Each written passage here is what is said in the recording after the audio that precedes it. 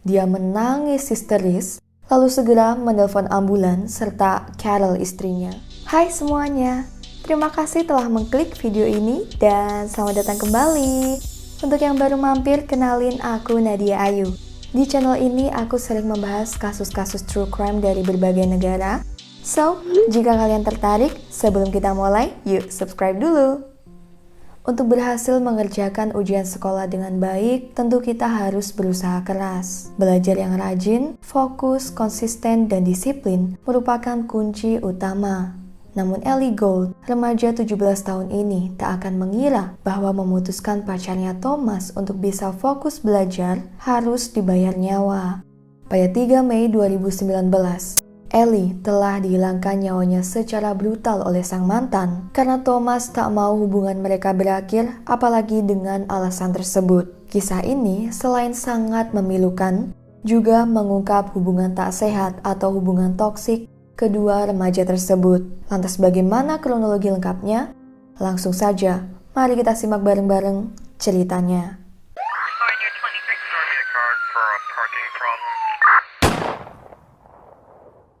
Sebelum kita masuk inti kasus ini, mari melihat latar belakang korban. Ellie Gold lahir pada 6 Februari 2002 di Calne, Wiltshire, Inggris dari pasangan Matthew dan Carol Gold. Ellie tumbuh sebagai gadis yang periang dan selalu menjadi murid unggulan di sekolahnya. Selain itu, dia punya hobi berkuda serta telah mengikuti berbagai kompetisi baik di acara lokal hingga lintas negara. Pada 6 Februari 2019 malam hari, Ellie yang telah memasuki usia 17 tahun sedang mengadakan pesta Sweet 17 di rumahnya. Pesta itu dihadiri banyak murid dari sekolahnya, Harden Wish School, termasuk Thomas Griffiths, pacar Ellie dan telah dia kenal sejak mereka berusia 7 tahun. Ellie dan Thomas bisa dikatakan satu circle atau satu geng, di mana teman-teman Ellie kebanyakan juga teman Thomas. Selain itu, keduanya juga sama-sama murid unggulan. Thomas adalah salah satu atlet yang berprestasi di sekolah. By the way, meskipun mereka sudah mengenal lama, keduanya baru resmi berpacaran sebulan sebelum ulang tahun Ellie, dan Thomas merupakan pacar pertamanya. Sedikit perbedaan dari keduanya yaitu terletak dari sifat mereka. Ellie kan periang, dia banyak omong, suka bercanda, tapi kalau Thomas kebalikannya. Dia cenderung pendiam, terutama saat ngumpul dengan teman-teman satu grupnya. Karena Thomas juga merupakan model student atau murid pintar di sekolahnya sama seperti Ellie, orang tua gadis itu cukup mempercayainya dan merestui hubungan mereka. Selama pacaran, Thomas juga sering ke rumah Ellie untuk belajar bersama hingga makan malam. Ellie memutuskan untuk mengakhiri hubungan mereka setelah jalan 3 bulan pacaran. Alasan yang paling utama, seperti yang dituturkan oleh beberapa teman Ellie adalah Thomas punya sikap posesif, setiap hari mereka harus menghabiskan waktu bersama, dan Ellie wajib mengabarinya terus jika mereka sedang tidak bertemu. Padahal ujian sekolah semakin dekat, dan tentu saja perlakuan Thomas cukup mengganggu waktu belajar Ellie ya. Sikap posesif ini membuat Ellie merasa nggak nyaman, dan dia menyadari bahwa nggak bisa meneruskan hubungan seperti ini. Toh bagi Ellie, prioritas utama saat ini adalah pendidikannya. Lagian baru juga 17 tahun kan? Karena inilah Ellie memutuskan hubungan mereka pada tanggal 1 Mei lewat chat. Menanggapi chat tersebut, Thomas menolak dan mengatakan bahwa dia sangat mencintai Ellie. Mereka harus terus bersama dan bahkan Thomas punya rencana untuk menikah dengan Ellie. Seperti kataku tadi, prioritas Ellie saat ini adalah sekolahnya. Jadi belum terlintas pikiran yang terlalu serius seperti itu.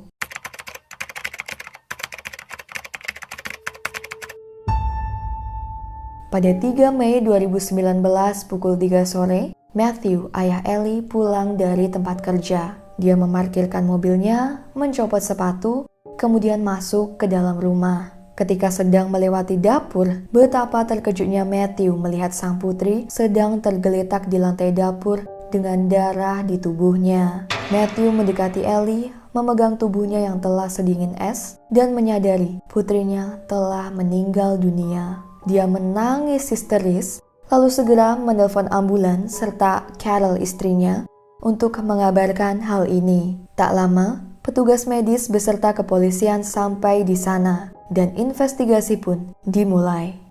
Matthew dan Carol terus berpikir bahwa anak mereka meninggal karena tidak sengaja terpeleset di dapur. Bagi mereka, tak terbesit sedikit pun pemikiran bahwa Ellie kenyataannya telah meninggal karena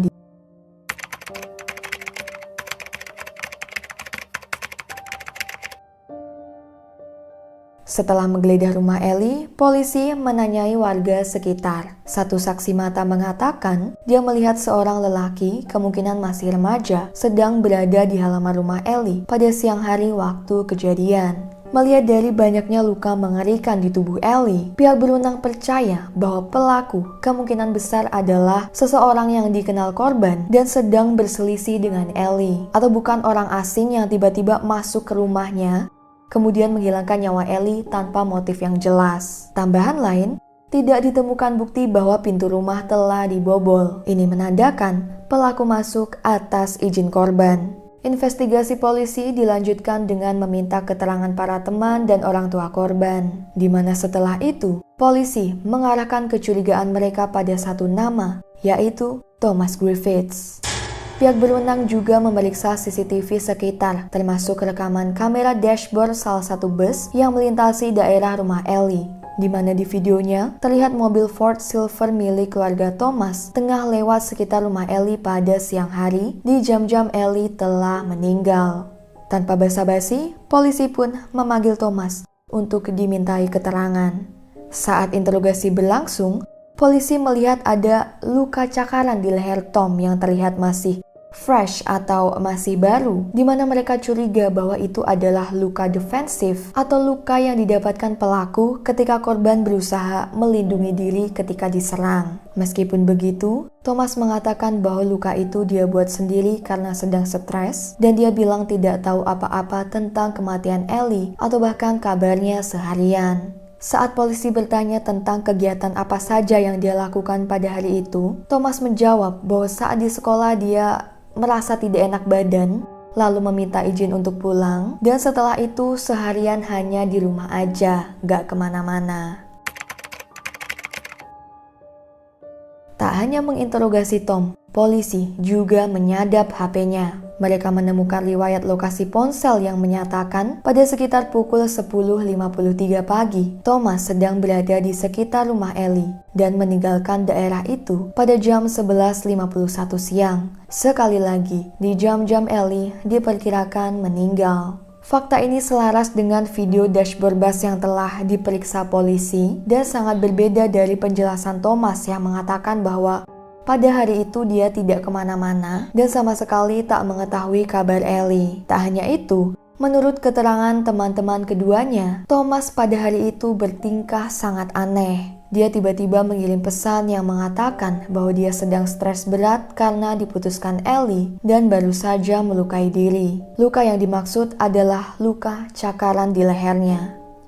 Investigasi polisi terus berlanjut dan kali ini mereka menemukan bukti valid yang tak lagi bisa disanggah. Polisi menelusuri area sekitar rumah Tom, dan sekitar 9 menit perjalanan dari rumahnya, mereka menemukan kresek hitam mencurigakan di semak-semak yang ternyata berisi serbet dan apron dengan noda darah. Selanjutnya, mereka juga menyita sepatu Vans hitam Thomas yang juga terdapat noda darahnya, di mana setelah diperiksa, darah di sepatu tersebut cocok dengan DNA Ellie. Atas berbagai bukti ini, polisi akhirnya secara resmi menangkap Thomas atas kasus penghilangan nyawa Ellie.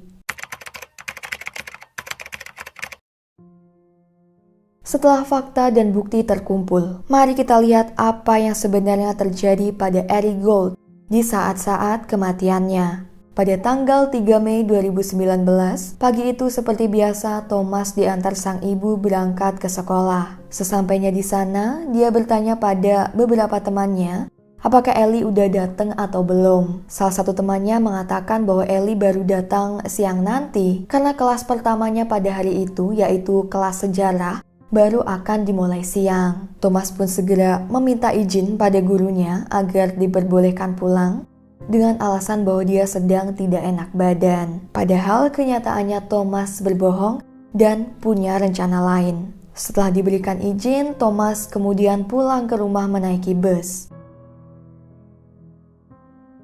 Sesampainya di rumah, dia berganti pakaian, mengenakan hoodie dan sneakers hitam. Pas dia sibuk ganti baju, tiba-tiba sang ibu datang. Dan karena gak mau ketahuan kalau dia bolos, Thomas akhirnya bersembunyi di dalam lemari pakaiannya sampai sang ibu pergi. Setelah rumah sepi, dia mengambil kunci mobil Ford Focus berwarna silver milik orang tuanya dan meluncur ke tempat Ellie. Dia tahu jika Ellie sedang berada di rumah sendirian karena kedua orang tuanya pergi bekerja. Setelah sampai, Thomas mengetuk pintu depan, dan meskipun Ellie kaget melihat Thomas ke rumahnya di jam-jam segitu, dia tetap memperbolehkannya masuk. Thomas pun memulai argumen dengan Ellie di dapur. Dia mempermasalahkan tentang keputusan Ellie untuk mengakhiri hubungan mereka dan memohon untuk balikan. Setelah terus-menerus mendapat penolakan, Thomas naik pitam. Dia marah dan mulai bersikap kasar. Thomas lalu menyerang Ellie dan sang gadis berusaha sekuat tenaga untuk melawan. Namun tentu saja tenaganya kalah kuat.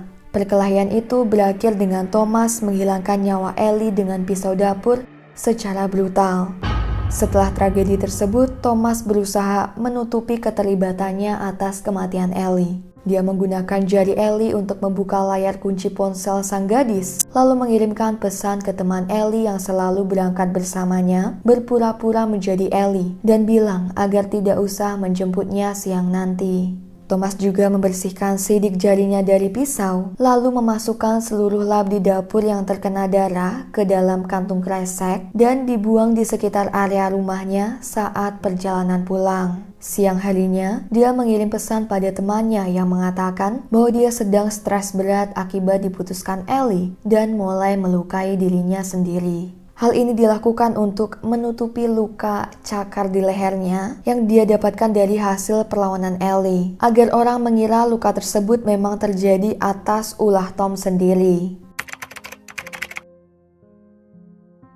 Thomas didakwa bersalah atas penghilangan nyawa Ellie pada 6 Mei, 3 hari setelah kematian korban. Matthew dan Carol sangat shock mengetahui sang pelaku adalah Thomas karena menurut mereka sikapnya selama ini sangat baik dan tidak ada satupun perilaku mencurigakan darinya. Thomas menjalani pengadilan pada 29 Agustus 2019 dan yang mengagetkan, dia langsung mengaku bersalah atas kematian Ellie dengan mengatakan, "Saya minta maaf, saya tahu permohonan maaf dan segala alasan tidak akan pernah cukup. Namun seiring berjalannya waktu, saya harap bisa menunjukkan bahwa saya benar-benar menyesal." Tanggal 8 November di tahun yang sama, pengadilan Bristol Crown menjatuhi Thomas Griffiths hukuman penjara seumur hidup dengan minimal kurungan 12,5 tahun penjara sebelum dia memenuhi kriteria untuk mendapatkan keringanan berupa pembebasan bersyarat. Dia dikasih kemungkinan pembebasan bersyarat atas pertimbangan bahwa usia Tom masih di bawah umur 17 tahun. Tentu saja hal ini sangat mengecewakan ya bagi pihak korban. Tapi ya begitulah hasil dari pengadilan berdasarkan undang-undang yang berlaku. Kepergian Ellie Gold, sang gadis pintar dan selalu ceria, merupakan pukulan bagi orang-orang di sekitarnya. Matthew dan Carol sangat tidak menyangka dan mengatakan kepergian tragis Ellie akan terus menghantui mereka seumur hidup. Apalagi keduanya sempat melihat kondisi terakhir Ellie yang mengenaskan ya. Tentu saja hal ini sangat-sangat memilukan. Dalam rangka mengenang Ellie, teman-teman sekolahnya menulis surat ucapan perpisahan untuknya. Surat-surat itu disimpan di dalam album memori keluarga Gold. Salah satu surat yang menurut Carol paling menyentuh yaitu, "Aku tidak terlalu mengenalmu, tapi aku ingat kamu selalu tersenyum pada siapa saja yang kamu temui di sekolah, termasuk aku. Dan senyuman ramahmu itu membuatku bahagia. Andai saja aku bisa mengatakan padamu langsung bahwa aku sangat mengaguminya." Jadi itu tadi kisah tragis yang harus menimpa Ellie Gold. Gadis cantik dan pintar ini harus kehilangan nyawa di tangan mantan kekasih yang posesif dan egois seperti Tom. BTW aku mau tahu pendapat kalian tentang kasus ini. So, silahkan tulis komentar kalian di bawah ya. Anyway, terima kasih banyak telah menyimak sampai akhir. Terima kasih juga buat yang sudah subscribe. Buat yang belum, ayo subscribe dulu, gabung channel ini. Dan aku Nadia Ayu. Sampai jumpa di video terbaruku selanjutnya.